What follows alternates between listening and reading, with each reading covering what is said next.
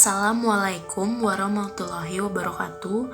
Nama saya Helmalia Rigita Zain dengan nomor pokok 203516516030 dari Prodi Ilmu Komunikasi, Fakultas Ilmu Komunikasi, Universitas Nasional.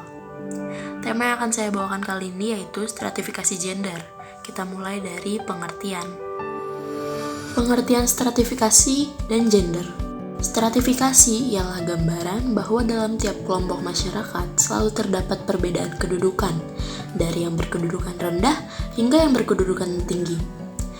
Pelapisan masyarakat ini jadi karena adanya sesuatu yang dihargai dalam masyarakat tersebut, misalnya kepemilikan uang, derajat, kekuasaan, ilmu pengetahuan, agama, atau keturunan. Gender sendiri ialah perbedaan dan fungsi peran sosial yang dikonstruksikan oleh masyarakat untuk membedakan antara laki-laki dan perempuan dari segi sosial budaya dan perspektif biologis. Jadi, stratifikasi gender adalah distribusi kekayaan, kekuasaan, dan hak istimewa yang tidak merata pada pria dan wanita. Perbedaan gender dengan seks. Gender adalah cara berpikir, berperilaku, dan perspektif gender itu sendiri. Konstruksi berpikir manusia tentang jenis kelamin dan dapat diubah. Sedangkan seks atau jenis kelamin adalah bawaan sejak lahir yang mengacu pada kondisi fisik, diperoleh dari Tuhan dan tidak dapat diubah. Contoh global perspektif gender ialah Israeli Kibbutzim, ialah kesetaraan gender, equality menjadi tujuan. Yang kedua, Margaret Mead's Research, yaitu kebudayaan adalah kunci perbedaan gender. Lalu, George Matlock Research, yaitu persetujuan global mengenai tugas-tugas feminitas dan maskulinitas. Yang terakhir, Gender and Culture, yaitu makna menjadi laki-laki atau perempuan seringkali dibentuk oleh masyarakat. Patriarki dan seksisme. Patriarki ialah bentuk organisasi sosial di mana laki-laki mendominasi perempuan. Sedangkan matriarki ialah bentuk organisasi sosial di mana perempuan mendominasi laki-laki. Sedangkan seksisme, sebuah pemahaman bahwa suatu jenis kelamin lebih hebat dari yang lainnya. Gender dengan sosialisasi. Terdapat 4 hal yang sangat penting dalam gender dan sosialisasi. Yang pertama, gender dengan keluarga. Yang kedua, gender dan teman sebaya.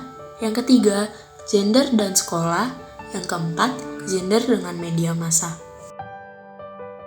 Gender dan stratifikasi sosial. Dalam bidang pekerjaan, pandangan mengenai pencari penghasilan adalah peran laki-laki, namun sudah tidak berlaku lagi. Yang kedua, pekerjaan yang dilakukan oleh kedua jenis kelamin tetaplah sangat berbeda. Yang ketiga, ketidakseimbangan gender mendukung peningkatan peran kepemimpinan perempuan dalam dunia bisnis. Faktor ini didukung adanya penurunan pertanian, pertumbuhan kota, menyusutnya ukuran keluarga, dan tingginya tingkat perceraian. Pendidikan, politik, dan militer. Gender dan pendidikan. Pendidikan adalah satu-satunya lembaga sosial di mana wanita lebih mendominasi daripada pria. Gender dan politik.